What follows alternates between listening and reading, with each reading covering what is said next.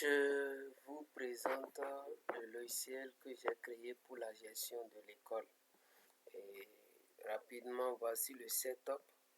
Pour prouver que c'est le setup, là, je vais cliquer sur ça, vous allez voir. L'installation. Ouais, bon, je vais choisir la langue.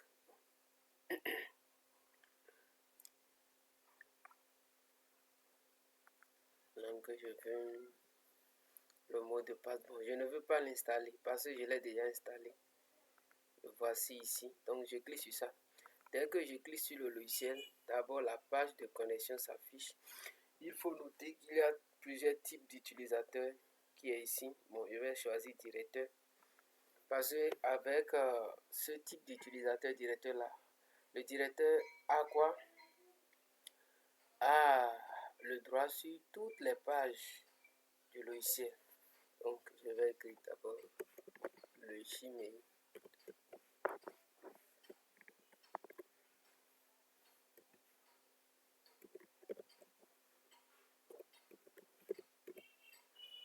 Le mot de passe.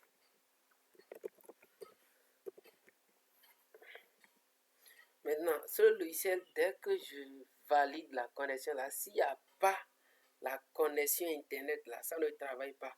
Parce qu'il faut la connexion pour activer la base de données et activer aussi le logiciel. Donc, c'est un logiciel qu'on peut aussi utiliser en ligne. Pour le démarrer, il faut la connexion. Juste après le démarrage du logiciel là, vous pouvez fermer votre connexion et continuer. Mais il y a une page là qui demande forcément la connexion. Sans la connexion, la page ne fonctionne pas. Donc, je clique sur valider. Vous voyez. OK.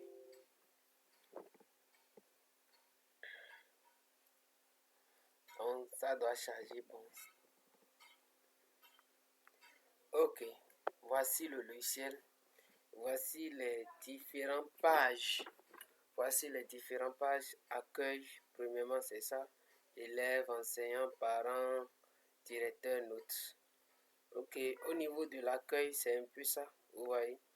Ici, le total des élèves de votre école, le total des filles de votre école, le total des garçons de votre école, le total des enseignants de votre école et le total des parents de votre école et l'administrateur, ceux qui utilisent le logiciel, leur compte et total des contributions déjà payées.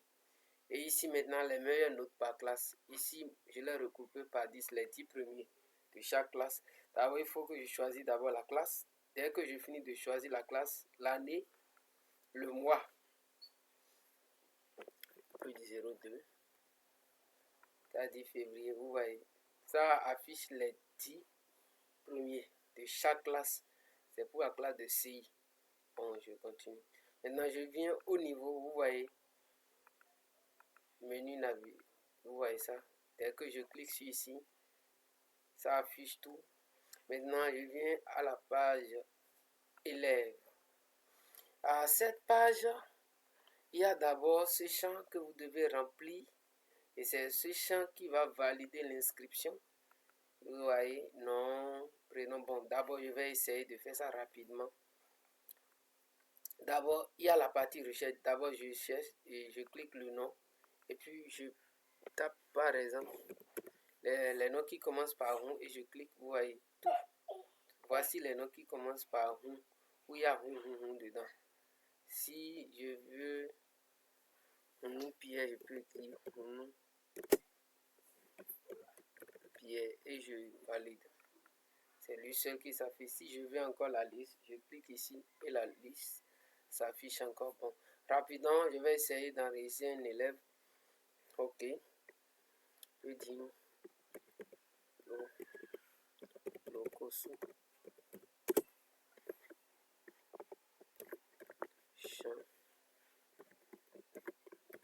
Chambac.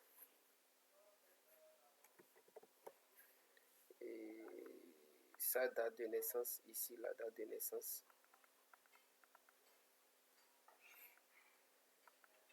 L'année 2019. Ok, le lieu, je peux dire commun. Ici, contribution peut-être à 45 000. classe, je peux dire CM2, le sexe masculin, inscription, peut-être l'inscription à 5 000. Le jour de l'inscription, peut-être ils ont payé 15 000. Maintenant, je vais chercher une photo. Si ils n'ont pas donné de photo, alors je vais chercher la photo, le logo de l'école. Bon, ici, je prends ceci. Bon, ceci. Je prends quoi. Je peux prendre ceci. C'est un exemple.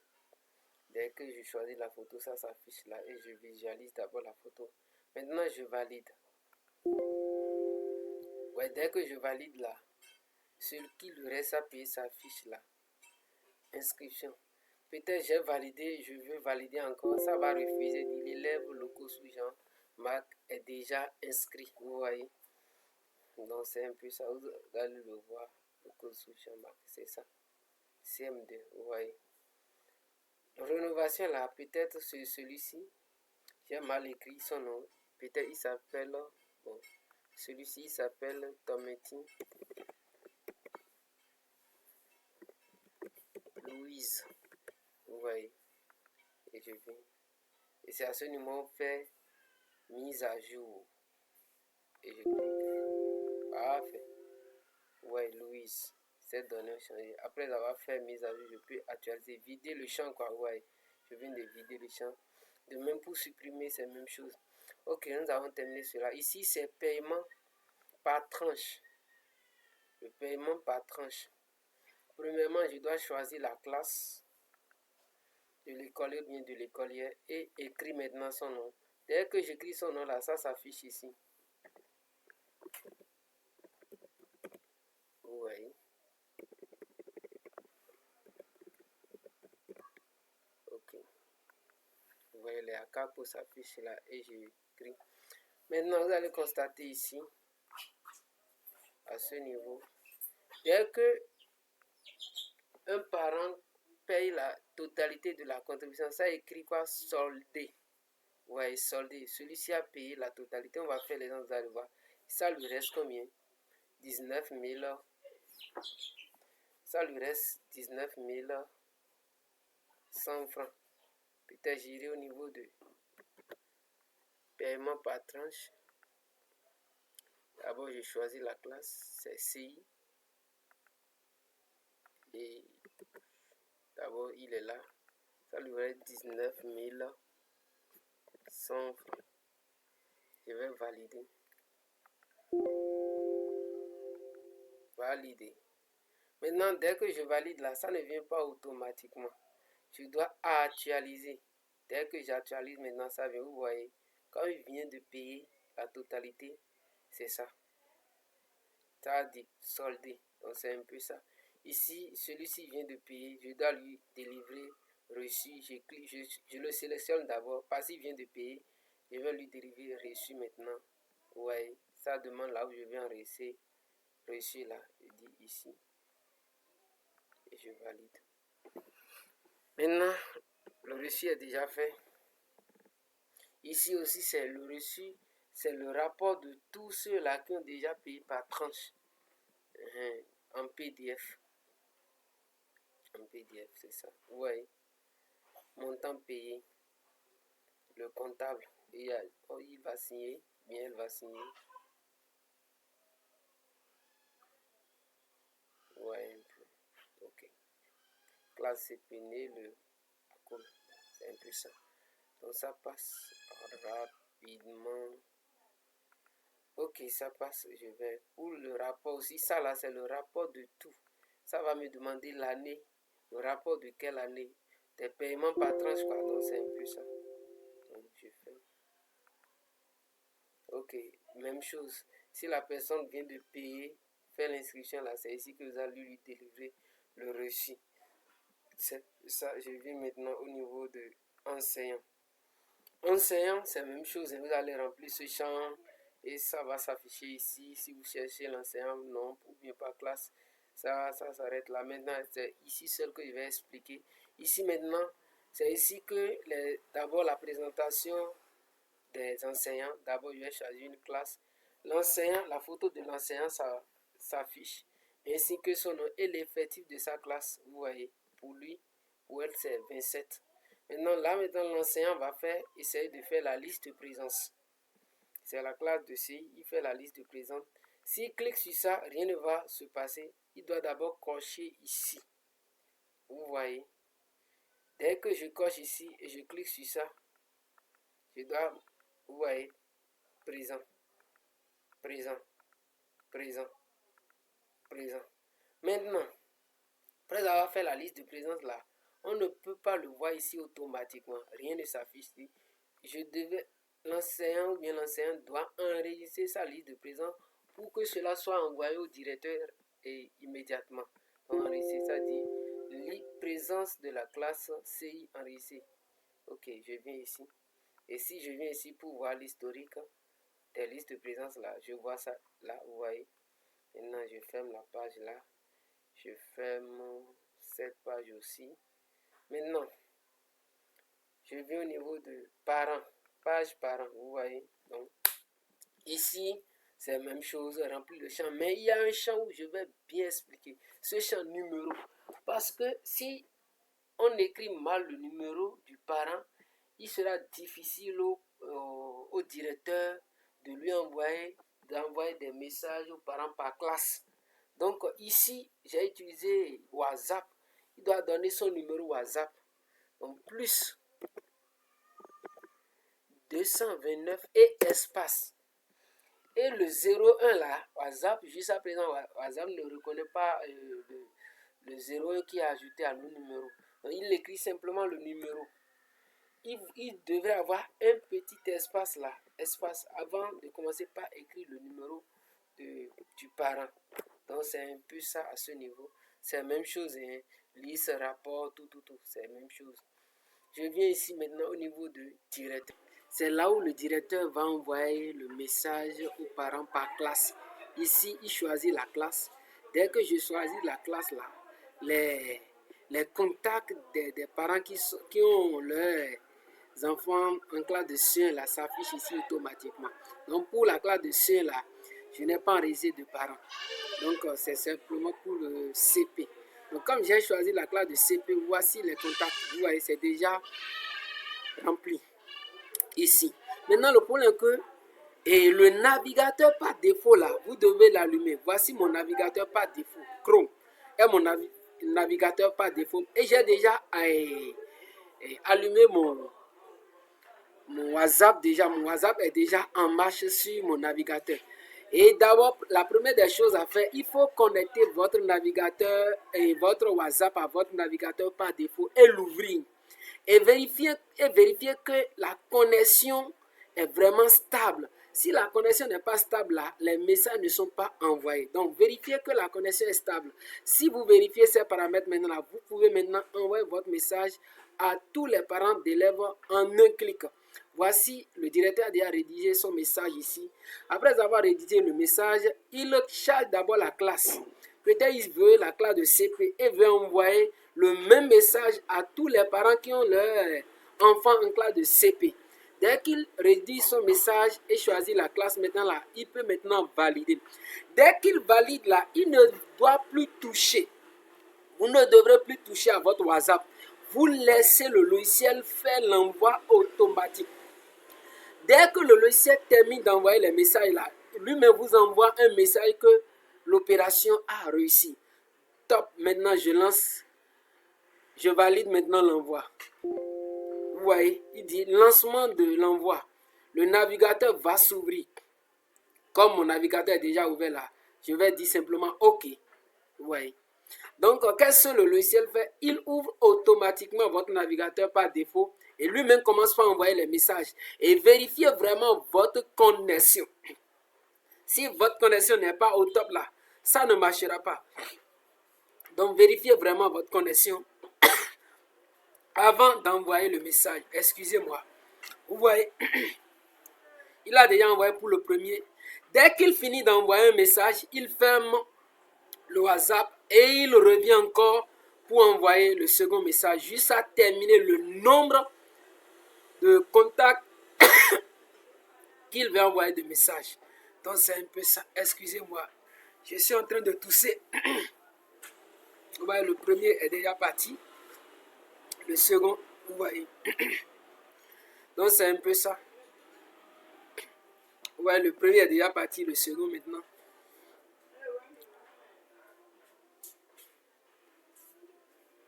Vous voyez comment il va charger tous les contacts. Ok, troisième maintenant. Il a déjà envoyé 2. Maintenant, vous devez laisser votre PC comme ça, au point pour laisser au logiciel de faire son travail. Et vérifier vraiment votre connexion. Si le connexion n'est pas vraiment stable là, les messages ne sont pas envoyés. Vérifiez cela. Si la connexion n'est pas stable, les messages ne sont pas envoyés. Donc, vérifiez cela avant de démarrer. Chez moi, la connexion est vraiment stable et au top. Donc, ça n'aura pas de problème lors d'envoi des messages. Vous voyez, chaque fois, c'est le logiciel même qui est en train de faire ça. Je n'ai rien fait. C'est le logiciel lui-même qui fait ce travail. Donc, vous devez simplement vérifier votre connexion et connecter votre WhatsApp à votre navigateur par défaut. Et puis, le travail est lancé par le logiciel lui-même. Vous voyez, il est en train d'envoyer les messages automatiquement jusqu'à terminer le nombre de contacts. Okay. Dès qu'il finit, lui-même vous envoie un message que opération réussie. C'est en cours toujours.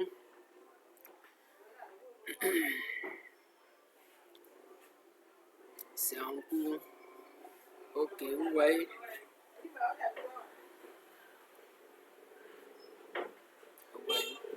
C'est le logiciel même qui fait ce travail. Ce n'est pas moi, c'est le logiciel même qui fait ce travail. Il charge le navigateur et puis il envoie le message. Dès qu'il finit, vous voyez, opération réussie. Ça veut dire qu'il a envoyé les messages au nombre de contacts.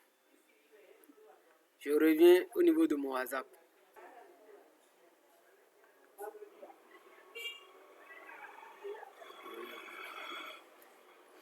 Donc, c'est un peu ça. Donc, l'envoi de messages est terminé. Ici, là, c'est pour enregistrer vos épreuves.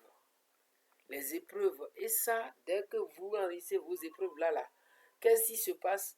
Ça enregistre directement l'épreuve là au niveau de votre base de données. Ce n'est pas dans le PC. Il n'enregistre pas dans le PC, mais directement, il envoie l'épreuve dans la base de données. Et dès que vous aurez besoin de l'épreuve là, vous allez maintenant le télécharger. D'abord, je choisis la classe que je veux. Maintenant, d'abord, j'irai chercher l'épreuve. D'abord, je dois écrire le nom d'abord de l'épreuve. Je peux dire français. C'est un exemple de français. Bon, je ne veux pas. Et dès que je clique ici, là, ça va me demander de choisir le fichier. Le fichier PDF là, qui est mon épreuve là, et d'envoyer. Dès que je choisis le fichier là, ça envoie automatiquement. Ça envoie automatiquement. Donc, c'est un peu ça. Donc, peut-être je choisis ceci. Ouais, c'est déjà réussi comme ça. Maintenant, dès que je cherche l'épreuve, je viens ici. C'est déjà envoyé comme ça. Hein. CM2, ouais, c'est ça, français. C'est à ce niveau maintenant que vous allez télécharger l'épreuve. Donc, c'est un peu ça. Donc, j'ai terminé cette partie. Nous venons à la partie notes. C'est ça. Nous venons à la partie notes. Ici, qu'est-ce qui se passe? L'enseignant enregistre, fait maintenant remplir ces cases-là pour les notes. Dès qu'il remplit les cases, ici c'est le critère minimal et le critère de perfectionnement, le CP, critère de perfectionnement, CM, vous connaissez déjà. Il remplit.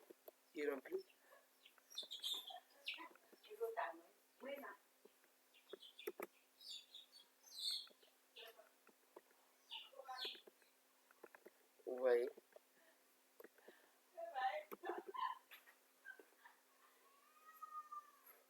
Vous voyez un peu. Maintenant, après avoir, il doit choisir d'abord la classe et chercher le nom. Il peut écrire directement le nom ici. Vous voyez. Maintenant, je valide. Dès que l'enseignant valide là, si calcul terminé pour Avido Larissa. Mon matière considérée c'est bon. Atteint seuil de réussite. Maintenant, il le verra à ce niveau. CI.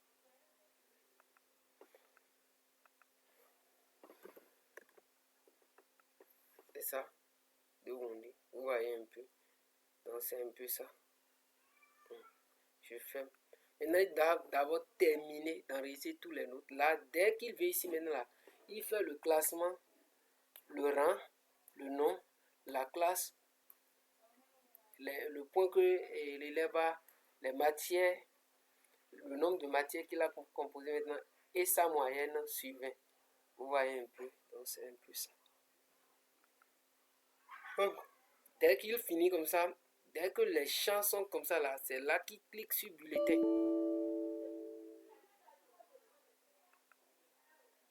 Et dès qu'il clique sur bulletin, le bulletin sera automatiquement truc là quoi.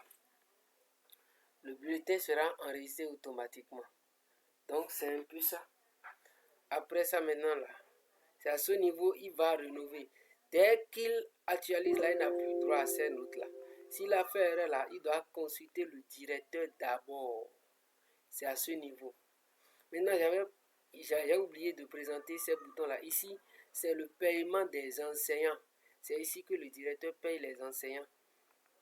Et ici, le rapport sur le paiement des enseignants et le rapport sur les enseignants. Le rapport sur les enseignants. Vous voyez un peu. C'est un peu ça. Ici, liste de présence. Il voit, le directeur voit et les classes qui ont fait leur liste de présence, il valide. Après avoir validé maintenant là, il peut supprimer cette liste de présence parce qu'il a déjà validé. Vous voyez un peu. Donc c'est un peu ça. Après avoir validé, il ferme.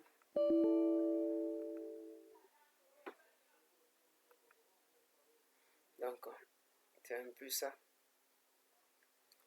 Et donc, ici, c'est les notes. C'est ici que l'enseignant va contacter le directeur pour revoir les notes de l'élève. Ici, le directeur choisit classe. S'il veut la note d'une classe comme ça, d'abord l'année et le mois. Bon, je n'ai rien laissé là. Bon, comme je n'ai pas enregistré des notes de CP là, c'est pour cela CI là, au moins j'ai fait pour CI un peu.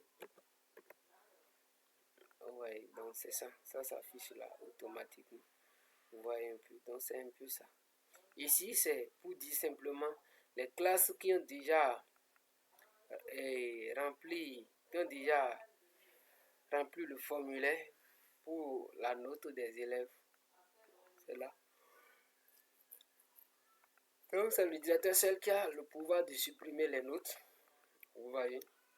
Et c'est lui qui va ordonner de rénover, de faire le mise à jour d'une note d'un élève. Donc c'est un peu ça. Je peux fermer. Donc à peu près, je vous ai présenté le logiciel. Dès que je finis, je clique sur ce bouton là et ça se ferme automatiquement. Donc merci de m'avoir